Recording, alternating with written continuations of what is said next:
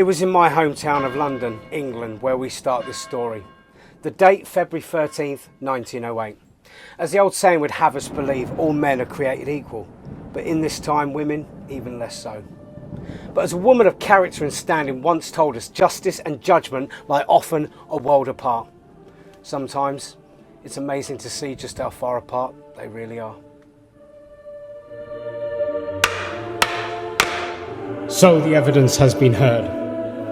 Mrs. Emmeline Pankhurst, you are hereby found guilty by the court. You are to be charged with obstruction.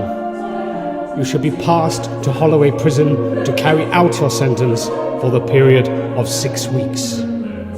Bailiff, take the prisoner down. Active, determined, and often willing to use force. Militant. A person who believes in political or social changes and takes part in activities such as public protests or demonstration. Activist. Refusing to do what someone in authority tells you to do.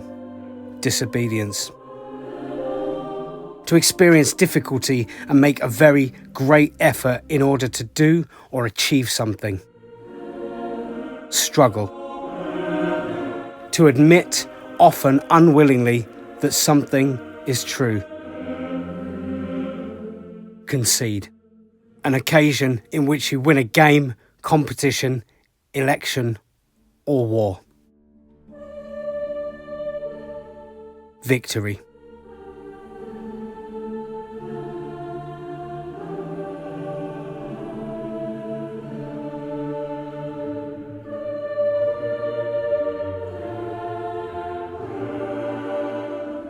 In the annals of history, there stand figures whose resolve and resilience echo through the corridors of time, and among them, Emmeline Pankhurst stands as a beacon of unwavering determination. With an unyielding spirit and a steadfast commitment to justice, Emmeline Pankhurst fearlessly challenged the status quo, defying social norms and confronting entrenched prejudices with unwavering courage. In the tumultuous landscape of the early 20th century, she emerged as a stalwart champion of women's suffrage, tirelessly advocating for the most fundamental of rights, the right to be heard. Her rallying cry reverberated across nations, igniting the flames of change and inspiring countless souls to stand shoulder to shoulder in the fight for equality. In the face of adversity and oppression, she stood undaunted, a relentless force for progress in a world shrouded in darkness. Through her impassioned speeches and daring acts of civil disobedience, she shattered the chains of oppression and paved the way for the future generations to inherit a world where gender does not dictate their destiny. Today, as we reflect upon her legacy, let us draw strength from her unwavering resolve and unwavering belief in the power of individuals to effect change. Let us honour her memory by continuing the work that she began, by championing the rights of all people, and by striving tirelessly towards a future where justice reigns supreme and every voice is heard. And let us dare to dream of a future where equality is not just a distant ideal, but a living reality for all. And here we stand right now, in the very room where it all began. This is the home of Emmeline Pankhurst here in Manchester. So stay with us as we delve into more of the history and the fundamentals behind this great lady. Emmeline Pankhurst was born on July 14, 1858 in Manchester, England, born in the area of Moss Side. Moss Side is an inner city area of Manchester that is 1.9 miles to the south of the city centre. Moss Side is bounded by Hulme to the north, Chawton on Medlock, Rusholme and Fallowfield to the east, Whalley Range to the south and Old Trafford to the west. With a family name of Goulden, the eldest daughter of 10 children, she grew up in a politically active family. Her parents were both abolitionists and supporters of female suffrage. Goulden was 14 when her mother took her to her first women's suffrage meeting. However, Gordon chaffed at the fact that her parents prioritised the son's education and advancement over hers. After studying in Paris, Gordon returned to Manchester where she met Dr. Richard Pankhurst in 1878. Richard was a lawyer who supported a number of radical causes including women's suffrage. Though he was 24 years older than Gordon, the two married in December 1879 and Gordon became Emmeline Pankhurst. Over the next decade, she gave birth to her 5 children, daughters Christabel, Sylvia, Adela and sons Frank and Harry. We will elaborate on that a little bit later on. Despite her children and other household responsibilities, Pankhurst remained involved in politics, campaigning for her husband during his unsuccessful runs for Parliament and hosting political gatherings here in their home. In 1889, she became an early supporter of the Women's Franchise League, which wanted to enfranchise all women, married and unmarried alike. At the time, some groups only sought the vote for single women and widows. Her husband encouraged Pankhurst in these endeavours until his death in 1898. Coping with such strange circumstances and grief consumed much of Pankhurst's attention over the next several years. However, she retained a passion for women's rights and in 1903 she decided to create a new women's-only group focused solely on voting rights, the Women's Social and Political Union. The WSPU slogan was deeds, not words. In 1905, Pankhurst's daughter Christabel, a fellow member of WSPU, and Annie Kenney went to a meeting to demand if the Liberal Party would support women's suffrage. After a confrontation with the police, both women were arrested. The attention and interest that followed this arrest encouraged Pankhurst to have the WSPU follow a more combative path than other suffrage groups. At first, the WSPU's militancy consisted of buttonholing politicians and holding rallies. Still, following these tactics led members of Pankhurst's group to be arrested and imprisoned. Pankhurst herself was first sent behind bars in 1908. The Daily Mail soon dubbed Pankhurst's group of suffragettes, as opposed to the suffragists, who also wanted women to be able to vote in the United Kingdom but followed less controversial and confrontational channels. Over the next few years, Pankhurst would encourage WSPU members to rein in their demonstrations when it seemed possible that a bill on women's suffrage might move forward. But when the group was disappointed, as in 1910 and 1911, when conciliation bills that included women's suffrage failed to advance, protests would escalate. By 1913, militant actions by the WSPU members included window breaking, vandalising of public art and also arson. She stated we were called militant and we were quite willing to accept the name. We were determined to press this question of the enfranchisement of women to the point where we were no longer to be ignored by the politicians. Throughout these protests, suffragettes were arrested, but in 1909 the women had begun to engage in hunger strikes while in prison. Though this resulted in violent force feeding, the hunger strikes also led to the early release for many suffragettes. When Pankhurst was given a 9-month sentence in 1912 for throwing a rock at the Prime Minister's residence, she too embarked on a hunger strike. Spared from being forcibly fed, she was soon freed. Seeking to circumvent the hunger strikes, in 1913 the Prisoners' Temporary Discharge for Ill Health Act was enacted. The law said that prisoners who were released for ill health reasons could be rearrested and taken back to prison once they've recovered. It became known as the Cat and Mouse Act, with the suffragette being the mice pursued by the authorities. We shall fight against the condition of affairs so long as there is life is in us, was quoted. In 1913, after an incendiary device went off in an unoccupied house being built for the Chancellor of the Exchequer, David Lloyd George, Pankhurst received a sentence of 3 years of penal servitude for inciting the crime. She was released after a hunger strike, but the Cat and Mouse Act led to a series of rearrests and releases. During one furlough, Pankhurst proceeded to the United States for a fundraising campaign and lecture tour. That continued into 1914. But everything changed with the arrival of the Great War, known as World War I. In 1903, Emmeline Pankhurst founded the Women's Social and Political Union, which used militant tactics to agitate for women's suffrage. Pankhurst was imprisoned many times but supported the war effort after World War I broke out. Parliament granted women limited suffrage in 1918. With the outbreak of World War I in 1914, she and Christabel called off the suffrage campaign and the government released all suffragist prisoners. During the war, Pankhurst, who had previously made 3 tours of the United States to lecture on women's suffrage, visited the United States, Canada and Russia to encourage the industrial mobilisation of women. She lived in the United States, Canada and Bermuda for several years after the war. In 1926, upon returning to England, she was chosen as a Conservative candidate for East London constituency, but her health failed before she could be elected. The First World War started on the 28th of July 1914 and ended 11th of November 1918. Known as one of the most grim periods of history, there were 20 million deaths and 21 million wounded. The total number of deaths include 9.7 million military personnel and about 10 million civilians.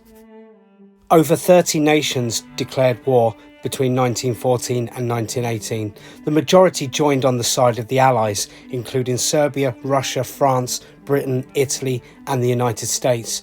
They are opposed by Germany, Hungary, Austria, Bulgaria and the Ottoman Empire, who formed the Central Powers.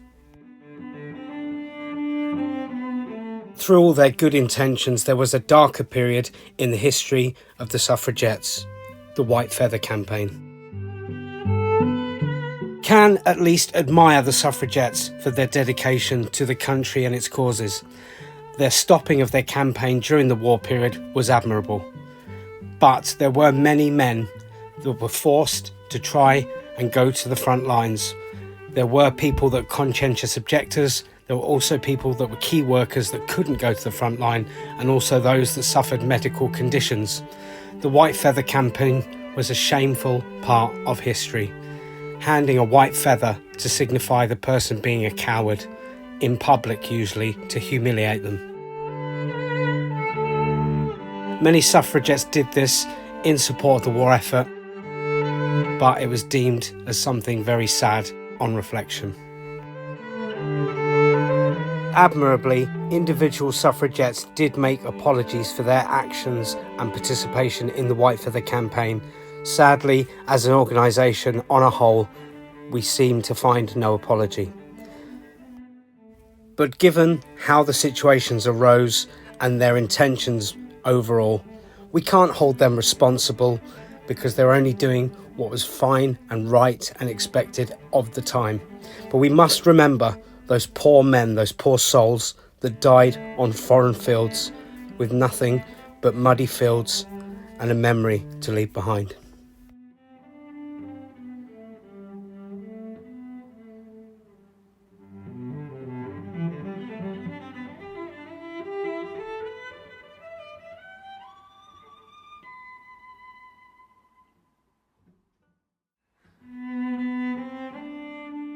The Representation of the People Act of 1928, establishing voting equality for men and women, was passed a few weeks after her death. Pankhurst's autobiography, My Own Story, appeared in 1914.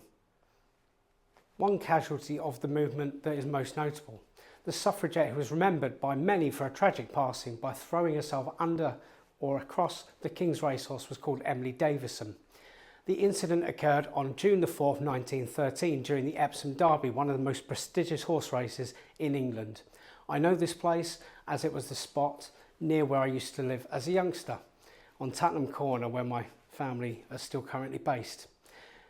They still reside there and still remember this as part of history happening for many years before.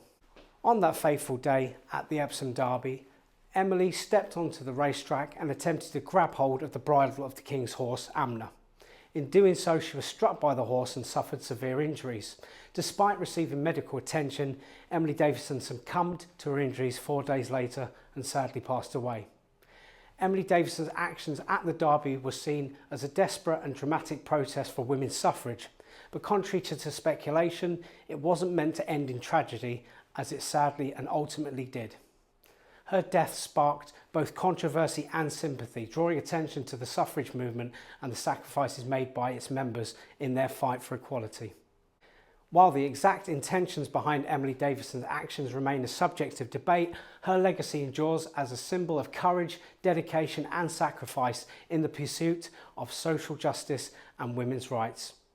Emmeline Pankhurst sadly passed away on the 14th of June 1928. The cemetery consecrated by Charles James Blomfield, Bishop of London at the time, in June of 1814. It was one of Britain's oldest and most distinguished garden cemeteries. As we go back to her children, Christabel Pankhurst was the eldest daughter of Emmeline Pankhurst. She was a prominent suffragette leader alongside her mother and sister Sylvia.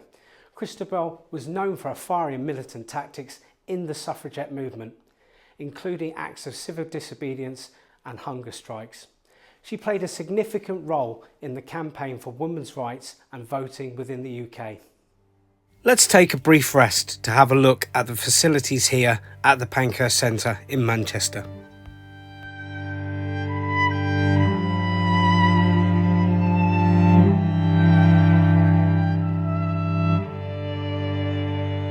The house is where she used to live. It just gives it a degree of poignancy that coincides with my documentary. As we know, I like to feature the footage of places that actually were part of people's lives. I entered this premises and there was a feeling of period, a feeling of connection between what I was doing and the person that it was about. It gave me the personal opportunity to be able to do something that really resonated and gave a very special feeling. I was thrilled at this chance. Now entering this room and spending a few hours on my own doing the recording. I'm not the most spiritual person, but I almost felt like there was someone with me. It was a feeling of contentment, a feeling of history. Some of the most enduring feats of strength and endurance came from this house. A woman that's legacy lives on in the minds of so many. The piano in the room was an actual family instrument. It went abroad with them and then went to Scotland for some strange reason until the house acquired it back. Also, the cabinet, as you see, was something that was sold within the family shop. There are still artefacts here directly related to the Pankhursts. This house is open every Thursday and Sunday from 11 till 4 p.m. Last entry at 3. Tickets are available to book up to 4 weeks in advance. I will drop a link in the description of the website. Do take a look, well worth the trip. One great fact that I was informed of by the manager of the centre, that Emmeline Pankhurst associated with William Morris. Anyone that knows about Victorian history, William Morris was one of the greatest visual designers and activists of his generation. I have a feature coming on him very, very soon.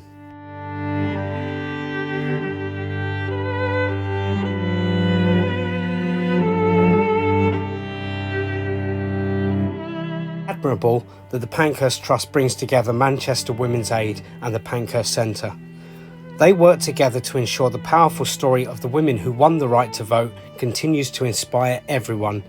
They continue to challenge gender inequality where it may exist. They also ensure that those suffering from domestic violence and abuse get the confidential help they need. I recently completed a biographical on behalf of someone. It didn't take me a very long time because they had a lot of the research. I just had to film it and put it together. I asked them to give my fee of around £150 to this centre on my behalf. If you can, I would urge anyone to donate to this worthwhile cause.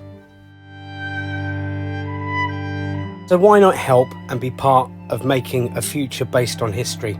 If you can, no matter how small, do consider donating. These wonderful volunteers do so much good within the local community and beyond. The March of the Women, the song of the organisation. If you happen to be a very good female singer, or a choir maybe, that has a great deal of enthusiasm and can inject it into a song, I have it in good authority, they wouldn't mind a version of it recorded. Nudge, nudge.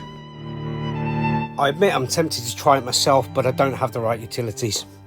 Wouldn't really work. More poignant from a female perspective.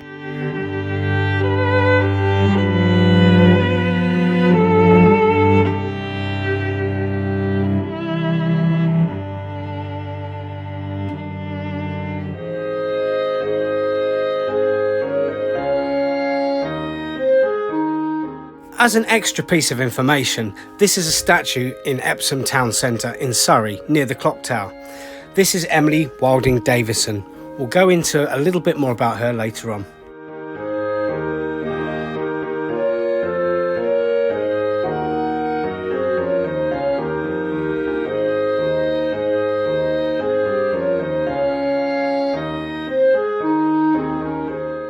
Currently playing in the background is March of the Women, the song composed by Emily Smythe in 1910 during the Edwardian period.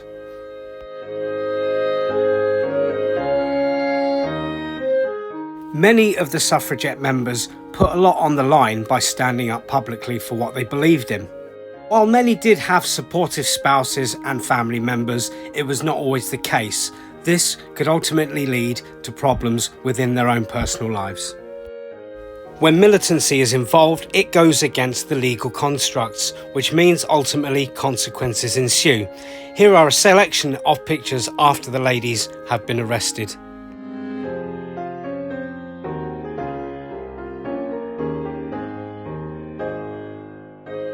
It's by no means an easy feat going against the grain or the status quo, but sometimes in life people have to make hard decisions in order to do the right thing or to achieve their ultimate dreams and goals.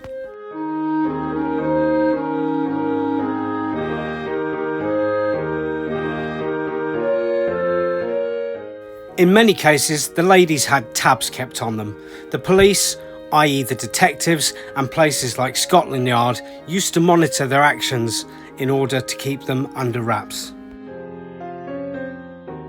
But let's be honest, as you probably guessed from history, that wasn't really possible.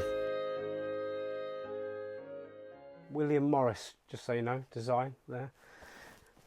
We finished now on the last part of the segment.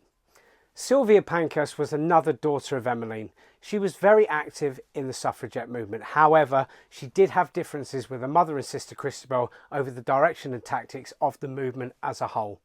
Sylvia focused more on socialist and internationalist causes, including workers' rights, anti-colonialism and anti-fascism. She later became known for her active support of Ethiopian independence and her efforts against fascism during the Spanish Civil War. This one is the black sheep. Definitely Adela Pankhurst. She was the third daughter of Emmeline and also participated in suffragette activities. I learnt a little bit more today about Nazi sympathising and God knows what, which was a big shock I didn't even come past. But she later moved in her life to Australia, where she became involved in socialist and labour movements. Adela's political beliefs diverged quite a lot from her family's, and she was estranged from them for many years. Only recent history did they know, after a family tree expose, that she was part of it. So Emmeline Pankhurst's two sons, Francis, also known as Frank, was Emmeline Pankhurst's eldest child, her first son. He was born in 1884. He was less involved in the suffragette movement compared to his sisters. Frank pursued a career as an architect and later served in the British Army during World War I. Admiration for that. Henry Francis Pankhurst, often referred to as Harry, was Emmeline's second son. He was born in 1888. Like his brother Frank, was not very active in the movement as his sisters were. Harry pursued a career in business. So let's go back. What did all this achieve and where did it really ultimately come from? Well, women were excluded from voting in ancient Greece and the Republic of Rome, as well as in a few democracies that had emerged in Europe by the end of the 18th century. When the franchise was widened, as it was in the United Kingdom in 1832, women continued to be denied all voting rights. The question of women's voting rights finally became an issue in the 19th century, and the struggle was particularly intense here in Great Britain and the United States. But for those countries, they were not the first to grant women the right to vote, at least not on a national basis. By the early years of the 20th century, women had won the right to vote in national elections in New Zealand, 1893, Australia in 1902, Finland 1906 and Norway in 1913. In Sweden and the United States, they had voting rights in some local elections. The tragedy of the Great War and its aftermath speeded up the enfranchisement of women in countries of Europe and elsewhere. In the period of 1914 to 39, women in 28 additional countries acquired either equal voting rights with men or the right to vote in the national elections. Those countries included, and this is a big list, Soviet Russia in 1917, Canada, Germany, Austria and Poland in 1918, Czechoslovakia in 1919, the United States and Hungary in 1920, Great Britain in 1918 and 28, Burma, Myanmar 22, Ecuador in 1929, South Africa in 1930, Brazil and Uruguay and Thailand in 1932, Turkey and Cuba 34 and the Philippines in 1937. A number of those countries, women were initially granted the right to vote in municipal or other elections or perhaps provincial elections. Only later were they granted the right to vote in national elections. Immediately after World War II, France, Italy, Romania, Yugoslavia and China were added to this group. Full suffrage for women was introduced in India by the Constitution in 1949. In Pakistan, women received full voting rights in national elections in 1956. In another decade, the total number of countries that had given women the right to vote reached more than 100. Partly because nearly all countries that gained independence after World War II guaranteed equal voting rights to men and women in their constitutions. Moving forward, 1971, Switzerland allowed women to vote in federal and most cantonal elections. In 73, women were granted full voting rights in Syria. The United Nations Convention on Political Rights of Women, adopted in 1952, provides that women shall be entitled to vote in all elections on equal terms with men without any discrimination. Finally, a quick excerpt of a song that I was able to perform on the premises, in the home of somebody that very well would have known it. It could have played here. Sometimes when I feel bad and things are blue, I wish a girl I had, say one like you, someone within my heart to build a throne, someone who'd never part to call my own. If you were the only girl in the world and I were the only boy, nothing else would matter in this world today. We could go on loving in the same old way, a Garden of Eden just made for two, where nothing can mar our joy.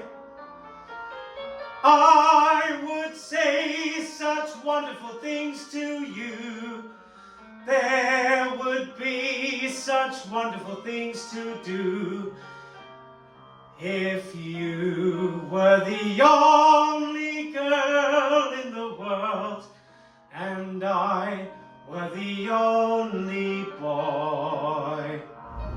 I don't get down here often. There you go. Please mind the gap. I felt for this documentary I couldn't finish on any other way than this. This is Brompton Cemetery. It's since 1852 the first London cemetery to be Crown property, managed by Royal Parks in West Brompton in the Royal Borough of Kensington and Chelsea. It is one of the magnificent 7 cemeteries established by an Act of Parliament and laid out in 1839. It opened in 1840. Grade 1 listed, this cemetery has over 200,000 people laid to rest here. Among its notable people is Dr. John Snow, who proved that cholera was spread by infected water. An amazing man.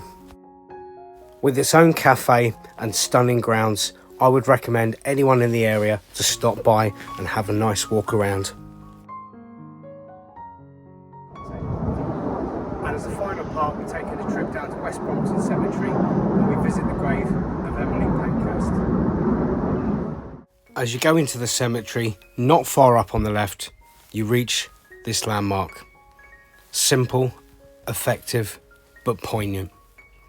Still with reminders of this fantastic woman's heritage, adorned on the grave. If you want to learn about your future, just look into the past. I leave you now with some short words that I hope will reflect positively in your lives.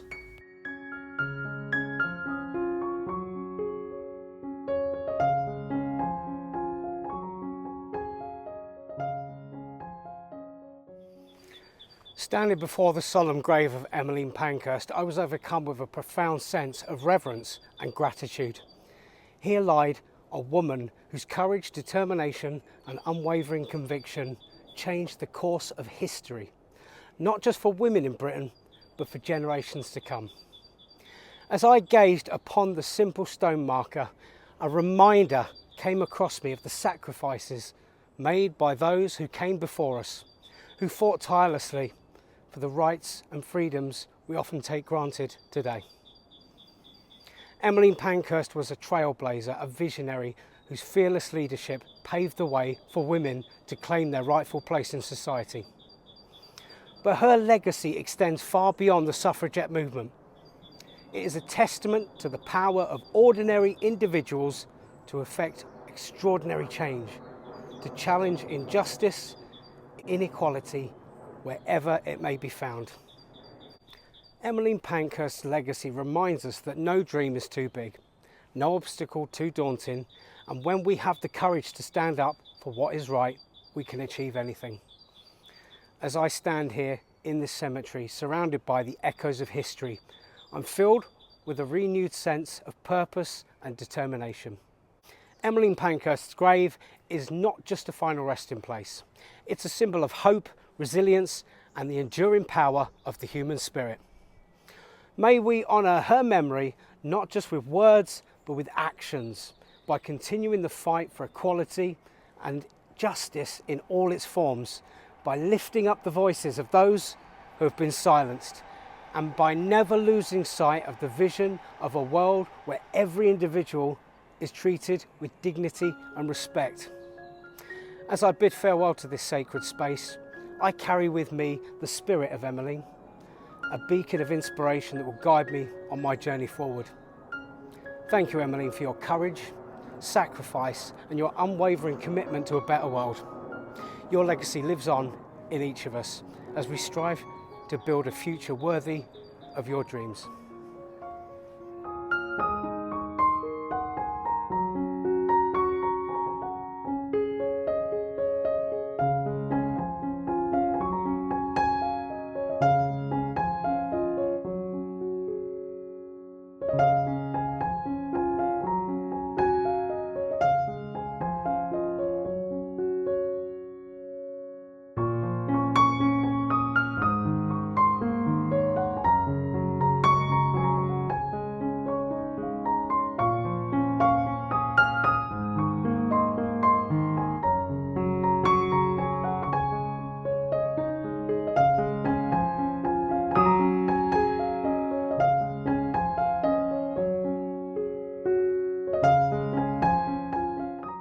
This was one documentary I was very excited to make for a very long time. It's a standout moment in history. So many people gave so much, so I'd like to thank the Pankhurst Centre for their cooperation and collaboration in me achieving this great film. Nothing more poignant than being able to make this film in the actual place this wonderful lady lived, and I'm very grateful for that opportunity.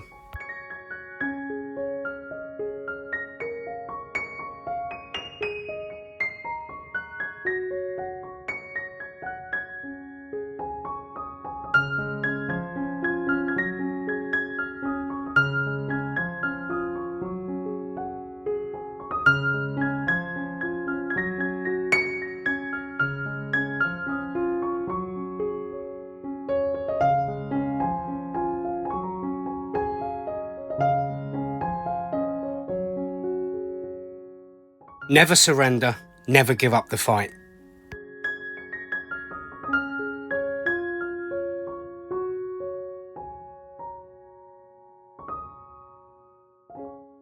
the legacy of Emmeline Pankhurst.